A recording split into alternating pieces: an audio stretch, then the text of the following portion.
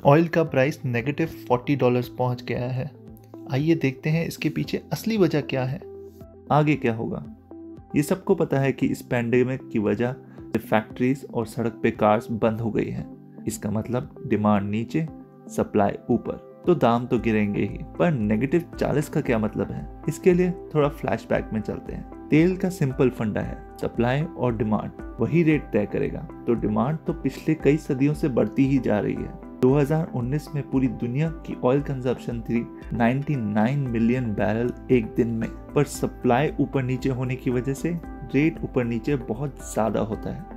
Supply कैसे ऊपर नीचे होती है? उसके कारण है, पहला, नया तेल कहां और किस देश में मिला है। दूसरा, तेल निकालने के लीगल और टैक्स नतीजे।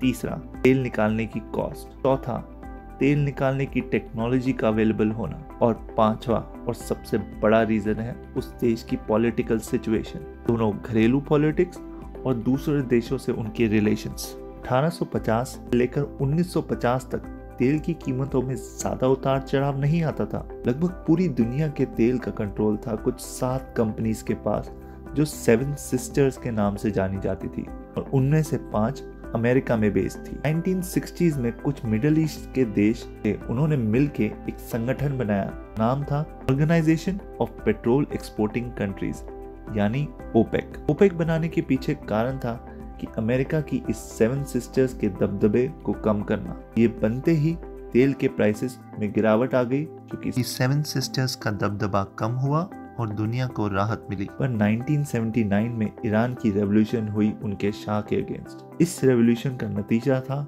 सप्लाई की कमी, और इसी कारण तेल के दाम डबल हो गए, करीबन $40 पर बैरल। फिर 80s में अमेरिका और ब्रिटेन ने अपनी ऑयल प्रोडक्शन दबा के बढ़ा ली। इसके चलते तेल के दाम फिर गिर गए। 90s में मेजरली इंडिया और चाइना की पॉपुलेशन और डेवलपमेंट बढ़ने की वजह से तेल की खपत बढ़ गई, तो पूरी दुनिया के रेट ऊपर जाने लगे। 11 जुलाई 2008 में तेल पहुंच गया $147.27 पर बैरल। 30 दिसंबर को ये रेट था $30.28 पर बैरल।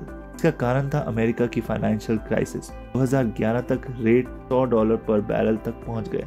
फिर आने वाले कुछ सालों में अमेरिका ने टेक्नोलॉजी के इस्तेमाल से अपनी ऑयल प्रोडक्शन को काफी इंक्रीज कर लिया। साथ साथ ओपेक ने भी जोर से तेल प्रोडक्शन करी। इसके चलते 2016 तक तेल पहुंच गया $30 पर बैरल। धीरे धीरे हम पहुंचे जब दुनिया का समय अच्छा चल रहा था। 2019 में तेल के रेट करीबन $60 पर बैरल, जो कि फेयर मार्केट वैल्यू था कई एनालिस्ट के हिसाब से। फिर आया ये 2020 और कोविड। जो डिमांड 2019 में 99 मिलियन बैरल पर डे थी, अप्रैल 2020 में 2 मिलियन बैरल पर डे पहुंच गई। जब डिमांड इतनी कम हो गई तो आइडियली देशों को तेल बनाना भी कम कर देना चाहिए था। इसलिए ओपेक देश और रशिया, जो कि मेजर ऑयल प्रोड्यूसर हैं, उन्होंने मीटिंग करी मार्च 2020 में कि हम सब अपनी प्रोडक्शन कम कर देते हैं, जिससे सप्लाई और डिमांड का तराजू बना रहे और रेट्स ज्यादा ना गिरे। पर रशिया नहीं माना। वो अभी भी पूरे तरीके से तेल का एक्सट्रैक्शन कर रहे हैं। ये देखकर सऊदी, जो कि ओपेक का सबसे बड़ा मेंबर है, वो भी तेल बनाने लगे, जो कि लाते हैं हमें इस घड़ी में। ऑयल की ट्रेडिंग की भी एक अलग कहानी है। 1980 के दशक में जब न्यूयॉर्क मर्सेंटाइल एक्सचेंज NYMEX, जो अमेरिका का बड़ा कमोडिटी एक्सचेंज है, उस पे आलू ट्रेड करने पे बैन लग गया। अब कौन सी बड़ी चीज थी जिसकी पूरी दुनिया को जरूरत थी? उनकी नजर गई तेल की तरफ। उन्होंने WTI, वेस्टर्न टेक्सास इंटरमीडिएट, जो कि एक टाइप का क्रूड ऑयल है, उसकी खरीद बेच शुरू कर दी कागजों में, और उसकी डिलीवरी करते थे क्रशिंग ओक्लाहोमा में। ये वही WTI है जिसका रेट अभी -40 तक पहुंचा है। 4-5 और टाइप के तेल हैं जो दुनिया में अलग अलग जगह ट्रेड होते हैं, जैसे कि Brent, Dubai crude, OPEC basket. Bharat में ब्रेंट इंपोर्ट होता है। ये ट्रेडिंग शुरू हुई थी उन लोगों और कंपनीज के लिए जो तेल का इस्तेमाल करती हैं, जैसे कि प्रोडक्शन फैक्ट्रीज, एयरलाइन इत्यादि। धीरे धीरे ये एक फाइनेंशियल ट्रेड ज्यादा बन गया और लोग सिर्फ इन्वेस्टमेंट्स और प्रॉफिट्स के लिए कागजों में तेल खरीदने और बेचने लग गए।